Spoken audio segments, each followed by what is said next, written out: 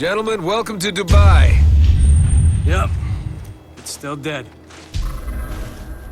Yet to be seen, Sergeant.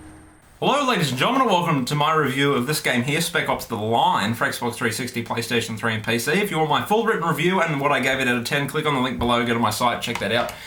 So Spec Ops: The Line, third-person shooter. If you were to look at the gameplay of this and think, well, that's just an average third-person shooter, you would be right, gameplay-wise. But story-wise, goddamn, this game is awesome.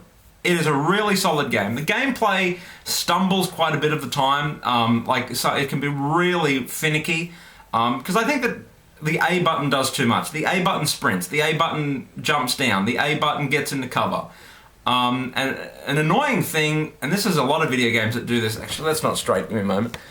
And a lot of video games do this, is you don't have to hold the button to run, just push it, and then you start sprinting everywhere, and it's annoying, and it can get you killed a lot of times. But some of the controls just don't work. Like getting into cover sometimes won't work, vaulting over things won't work, and it'll get you killed a lot of the time, which is a pain in the ass.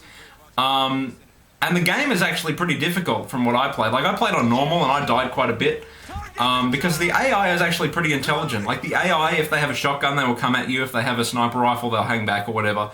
But they're actually, AI is pretty intelligent. Same with your friendly AI, they can kill shit because you have squad commands. And I should have laid out the premise of the game first, but fuck it. So if you don't know, you play as Captain Walker. Not Captain. Yes, it is. It's Captain. Fuck you, brain. Captain Walker, and you have two squad mates, and a story progresses with them throughout the game. I'm not going to give too much of the story away because it's really, really, really interesting, and it has a really good ending. So I'm not going to give too much away, but you can tell them what to do. You can tell them to... One guy has a sniper rifle so he can get people in the distance while you're taking out people in front, and the other guy has an LMG and a shotgun. So yeah, there are a lot of weapons in the game as well that keep the game fresh. Like, it doesn't have those moments that we've come to expect from shooters, where you get on an AC-130 or you get in a helicopter or whatever. Although you do get in a helicopter, I think, twice in the game. But other than that, it keeps it fresh because there's a lot of environment to shoot through. You go through Dubai, which has had a sandstorm and it's in war at the moment, and the reason you're there is to find your old commander and save as many people as you can, but you don't really do a very good job of that, to be perfectly honest. But yeah, so it keeps it fresh. You go through sand, you go through hotels with gigantic fish tanks and sharks swimming over you. It's actually a really colourful game, so people who keep saying, oh, games look brown, you play this game. But seriously, do play this game, it's actually quite good. I gave it... not going to say. Fuck it, I gave it an 8.5. It deserved it. But yeah, it's a really solid game. The story's really good. Player choice plays a big role. But the choice, like in most games, you have a good choice or you have a bad choice. You're the good guy or the bad guy. Not in this. You're the bad guy no matter what you choose. People die, and people will die in the many if you make any choice at all. And it really progresses the story to an epic ending that is actually a very, very good ending. And that's probably the highlight of the game. It's got a multiplayer mode. I didn't play it at all, so I don't know.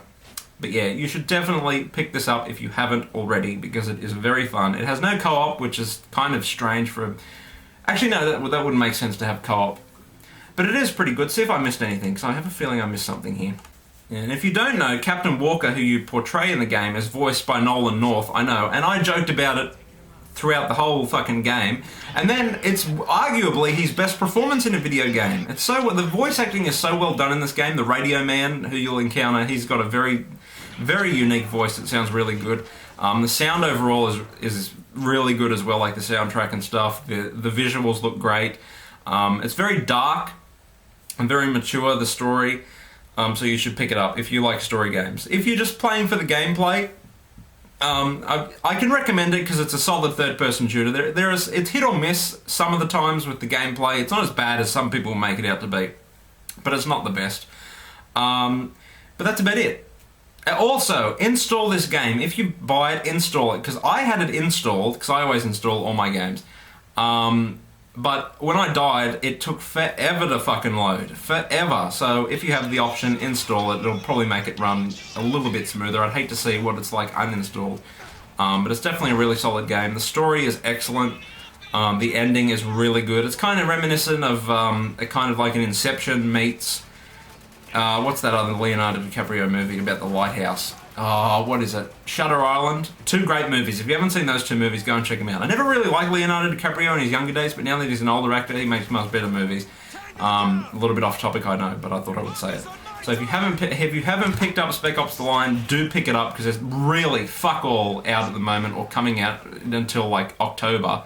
Oh no, not October, because Far Cry got pushed back to friggin' November. So go and pick it up. Or rent it, because I do recommend it. The story is unique, the characters are really good, the gameplay is pretty solid. Overall, it's a really good game. It's not very long, but it's not very short either. And it's got heaps of replayability, because your choices, like, you can just shoot innocents, and, you know, it really sets the tone. I haven't talked much about the story because I don't want to ruin it, but trust me, just for the story element alone, I would pick this game up. So go and pick it up, it's a great game. Go read my review. Until next time, ladies and gentlemen, rate, comment, and subscribe. I'm out. Au revoir.